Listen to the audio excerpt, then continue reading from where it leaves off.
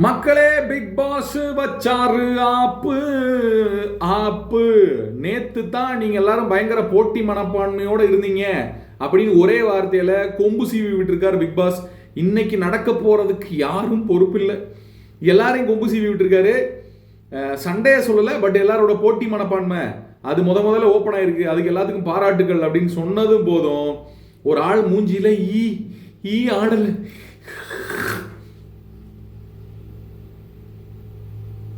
இன்னொரு ஆள் இந்த சைடு ரம்யா, ஐயோ போச்சே, இவர் வேற ஆப்படிச்சு விட்டாரே.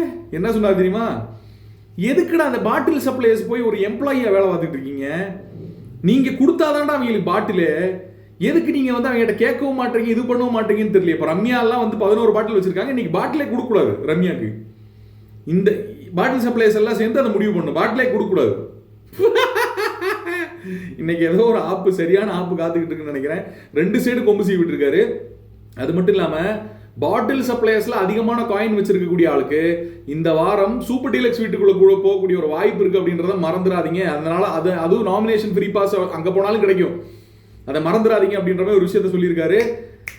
2 பேரை சொல்லியிருக்காரு. பிரவீன், நேற்று நீங்க பாஞ்ச பாயில வந்து பாத்தீங்கன்னா நான்லாம் வந்து கேமராக்குள்ளேயே வந்துருவீங்களான்னு நினைச்சேன் அப்படின்னும். விக்கல் விக்ரம வந்து அவ்வளவு தூரம் பிரச்சனை இது பண்ணி எடுத்து ஐயா உனக்கு என்ன பிரயோஜனம் அப்படின்ற மாதிரி கேட்டிருக்காரு. இன்னைக்கு எல்லாருமே அந்த டீம் ஃபயரா ஆடுவாங்கன்னு நினைக்கிறேன். அவங்களும் கொஞ்சம் யோசிக்க ஆரம்பிச்சாங்கன்னா நல்லா இருக்கும்.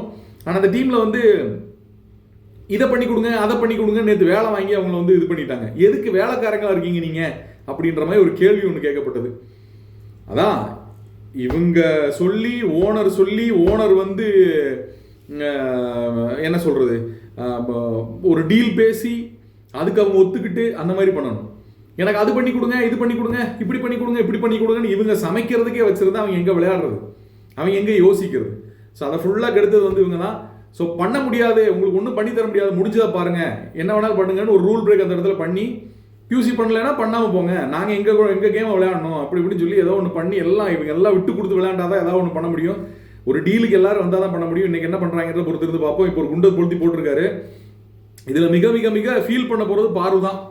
ஏன் அப்படின்னா நிறைய யோசிக்கணும். பார்வடைய மண்டை வந்து சாதாரண மண்டை இல்லை. கால்குலேஷன் பண்ணி அண்ணே இப்போ நான் சொல்றது மட்டும் கேளுனே, ஐயோ ஏதாவது பண்ணிரும் பாருங்க. இன்னைக்கு கிரிமினல் தனமா யோசிச்சு ஏதாவது ஒன்று பண்ணு பாருங்க. பார்த்துட்டே இருங்க. கருத்துக்களை பதிவிடுங்க.